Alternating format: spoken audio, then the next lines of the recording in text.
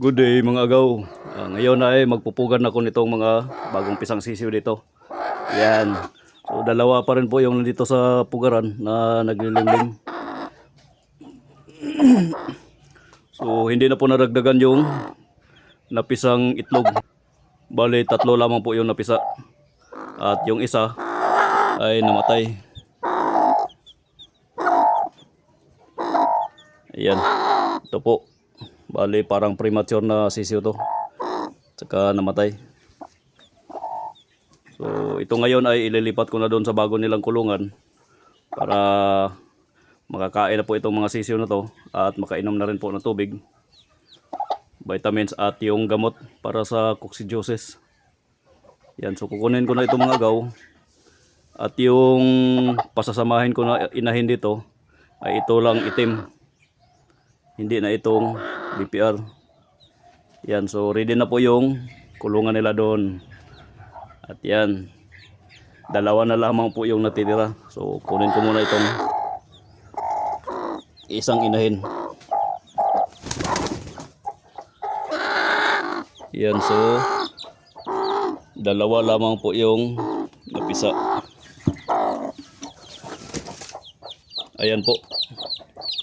So yung ibang itlog ay wala na. Hindi na tuluyang bumiyak. At hindi po talaga maganda kapag marami yung naglilimlim. Kasi tatlo po yung naglimlim nito. Tatlong inahin sa isang pugaran.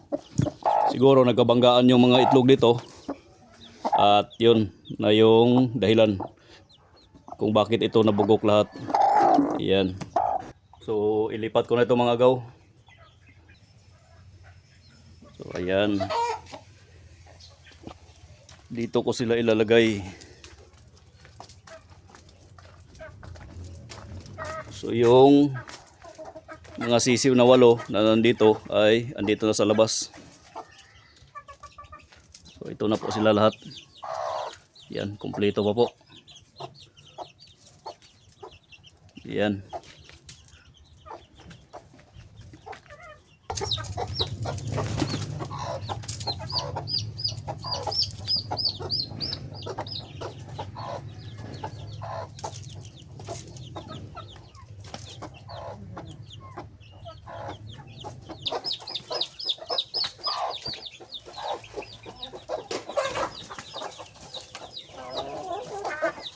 So ayan, meron ng pagkain. Parang hindi marunong itong inahin na to. Hindi marunong mag-alaga dito sa kanyang mga sisiw. Hindi niya pinoprotektahan, kaya papalitan ko ito. Yung BPR yung ipapalit ko dito. Kasi yun, subok na po yun na marunong mag-alaga. Pero ito first timer kasi itong inahin na to. Kaya baka hindi siya marunong mag-alaga nitong mga sisiw niya. Yan, papalitan ko yan. Ito yung ipapalit ko agaw kasi isa po rin ito sa naglimlim.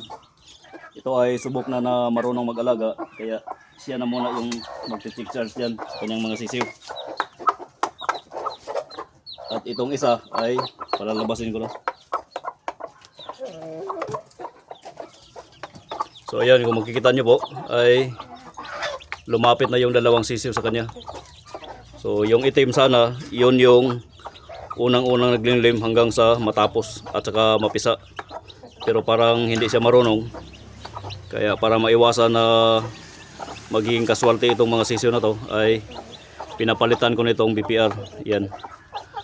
So okay na yan mga agaw. Kumain na yung mga sisiw.